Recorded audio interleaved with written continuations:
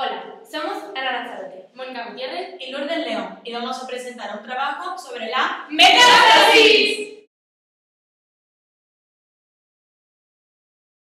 El cáncer es un grupo numeroso y heterogéneo de enfermedades malignas caracterizadas por una proliferación celular anormal de origen genético, monoclonal, autónoma, progresiva y destructiva que sin tratamiento conduce a la muerte del individuo. El rasgo biológico más característico es la metastatización. Una vez que el tumor primario está formado, su malignidad depende de la capacidad de producir metástasis.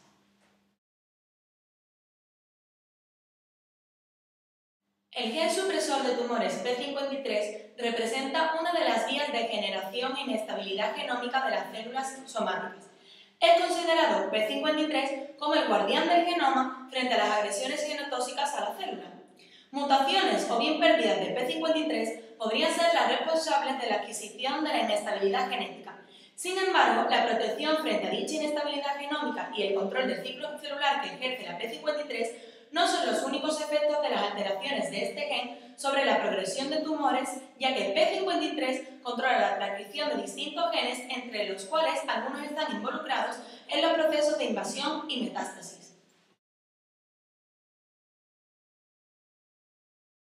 La metástasis es la capacidad que tiene el cáncer para propagarse por el cuerpo atacando diferentes órganos vitales. La diseminación metastásica es la causa de muerte más frecuente de enfermos con cáncer. Las observaciones clínicas y los estudios experimentales demuestran que ciertos tumores malignos producen metástasis en determinados órganos independientemente de la anatomía vascular, el flujo sanguíneo y el número de células tumorales que llegan a dicho órgano en particular. Los tumores malignos se caracterizan por el crecimiento incontrolado y por la capacidad de difundir. La capacidad de difusión tumoral es tanto a nivel local, que invaden, como a distancia, que metastatizan. Es indudable que los fracasos terapéuticos están condicionados por estas dos capacidades. Las hipótesis formuladas sobre la capacidad de las células tumorales de metastatizar han ido progresando desde un mecanismo pasivo, por pura presión del crecimiento, hasta el concepto actual de interacciones activas entre el huésped y el tumor. La teoría del proceso pasivo nos explica que la masa tumoral en expansión comprime y pasivamente destruye los tejidos circundantes al tumor. Esta presión podría permitir que las células tumorales irrumpiesen a través de las paredes vasculares, permitiendo la caída de células dentro del torrente sanguíneo. Esa teoría no se pudo mantener mucho tiempo, ya que muchos tumores benignos alcanzan fuertes presiones sobre las estructuras vecinas y ni se infiltran ni metastatizan.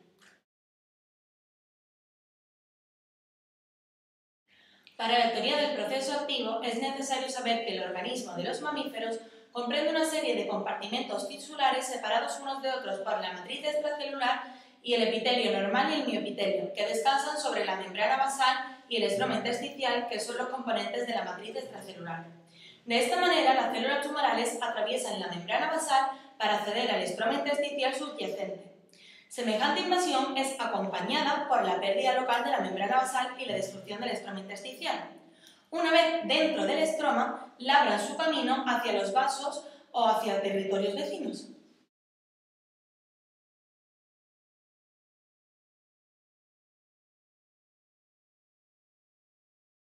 El primer paso sería la adhesión celular. Hay dos tipos de adhesión, la intracelular, que se produce célula a célula, y la extracelular, que se produce entre la matriz y la célula. En cuanto a la intracelular, una de las moléculas más importantes de este tipo es la E-cadenina, cuyo bloqueo puede transformar en invasoras a las células no invasoras y viceversa. En cuanto a la adhesión extracelular, que se producía entre la matriz y la célula, es muy necesaria para la supervivencia y la proliferación de las células normales, lo que se denomina dependencia de anclaje.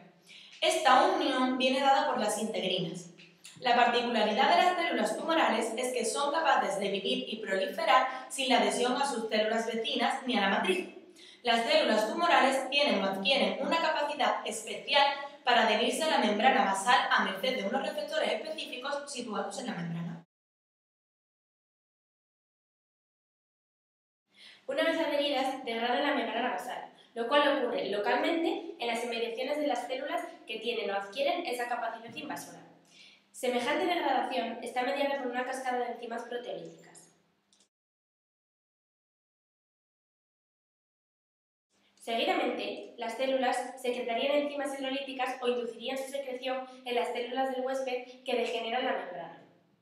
La serina, la cisteína y la metaloproteinasa han sido relacionadas con el proceso de invasión tumoral.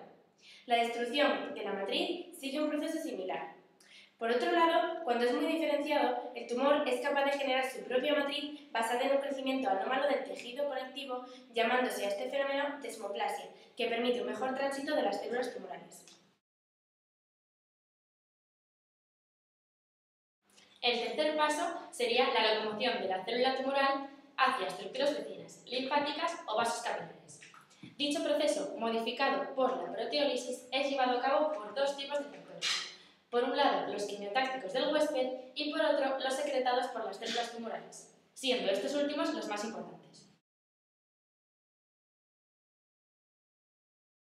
La angiogénesis tumoral es la proliferación de una red de vasos sanguíneos que penetran dentro de los tumores cancerosos proporcionando nutrientes y oxígeno y removiendo productos de desecho. La angiogénesis tumoral empieza en realidad cuando las células cancerosas liberan moléculas que envían señales al tejido huésped normal vecino. Este señalamiento activa ciertos genes en el tejido huésped que producen proteínas para estimular el crecimiento de nuevos vasos sanguíneos. La angiogénesis asociada con tumores atraviesa dos fases separadas por el cambio angiogénico. La primera es la fase avascular, en la que los tumores tienen un diámetro no mayor de 1 o 2 milímetros. Estos tumores permanecen latentes, ya que se encuentran en un estado de equilibrio entre la proliferación celular y la apoptosis. Algunos de estos tumores pequeños pasarán a la segunda fase, la fase vascular, en la cual el tumor crece de forma exponencial. Este paso se produce por la activación angiogénica, que surge cuando se pierde el equilibrio entre las sustancias proangiogénicas estimuladas por la hipoxia, la inflamación o alteraciones genéticas y las sustancias antiangiogénicas.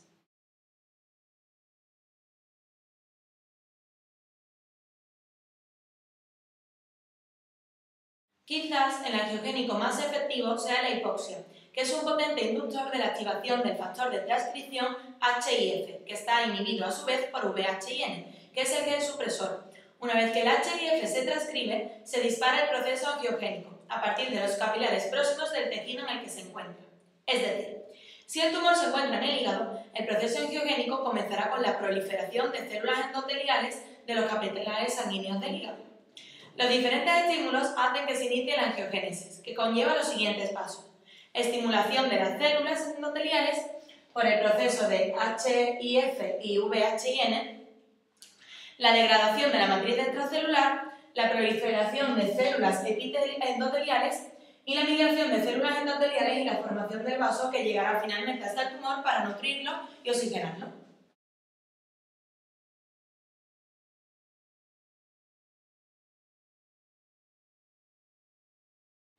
Desprendimiento de las células. Como las células tumorales están unidas por E-cadeninas y selectinas, la pérdida de la función o expresión de estas provoca el desprendimiento de las células tumorales. Diseminación por vía hematógena. Las células malignas atraviesan las paredes de los capilares, pero rara vez pueden atravesar las arterias o arteriolas ricas en elastina porque ésta posee inhibidores de las proteasas tumorales. Una vez penetran en el torrente, pueden ser transportadas pasivamente o bien asentarse, crecer y soltar émbolos. La presencia de células tumorales en el torrente sanguíneo no significa la existencia de metástasis. La mayoría de estas son eliminadas. Hay una fase inicial rápida de muerte celular intravascular que se completa en menos de 5 minutos y afecta a un 85% de las células detenidas, seguida de una fase lenta que involucra a la mayoría de las restantes. Durante la fase inicial, la tensión a la que son sometidas las células tumorales al entrar y recorrer la microcirculación provoca la ruptura de la membrana y la muerte celular. Posteriormente, son las interacciones con el componente celular y humoral de los sistemas inflamatorios, inmunitarios y de la coagulación los que provocan la muerte celular en fase lenta. Diseminación por vía linfática. El proceso de infiltración y de expansión en los tejidos del huésped ocurre por la penetración en los pequeños vasos linfáticos. Se forman émbolos que entran en la circulación y pueden quedar detenidos en el primer nódulo linfático o bien superarlo o bien, por mecanismos puente, invadir nódulos linfáticos a distancia. El problema es si los ganglios reaccionan inmunológicamente frenando el avance del tumor o únicamente actúan como meros canales de tránsito. Se implica, por un lado, la capacidad inmunógena del tumor y, por otra, la capacidad de respuesta del sistema inmune. Diseminación directa. Cuando los tumores crecen o penetran en las cavidades tumorales, pueden liberar células que viajan por estas cavidades para terminar formando siembras en las superficies serosas de otros órganos. Por ejemplo, el cáncer de estómago a páncreas o de páncreas a hígado.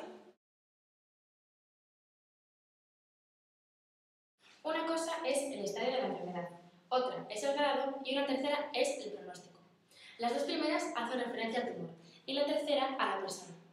El estadio es la manera en la que los oncólogos expresan el grado de desarrollo en el que se ha diagnosticado la enfermedad. Lo enuncian con 3 letras. La primera letra es la T, expresa el tamaño del cáncer. Va seguida de un número y de algunas letras minúsculas. Lo verdaderamente importante es el número. Cuanto más pequeña la cifra, más pequeño es el cáncer. Así, un tumor de 5 milímetros se clasifica como un T1 y uno de 5 centímetros es un T3. La segunda letra es la N y da cuenta de la afectación de los nódulos o ganglios linfáticos. N0 quiere decir que ningún ganglio contenía células malignas. La tercera letra es la M y es la más nefasta, pues habla de existencia de metástasis. M0 es un cáncer que no se ha ramificado y M1 lo contrario. El grado se refiere al aspecto de las células cancerosas al ser inspeccionadas con el microscopio. Si son casi idénticas a las células normales del tejido, se dice que son de grado 1 o G1. En cambio, si su aspecto francamente es canceroso, serán G3. El grado tiene valor para el pronóstico, de modo que los pacientes con un grado alto lo tienen peor que aquellos que tienen un grado bajo. Sin embargo, su importancia es mucho menor que la del estadio TNM.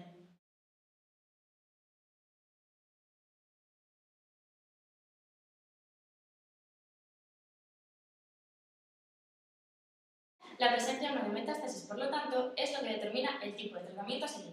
Esperemos que os haya gustado. Muchas gracias.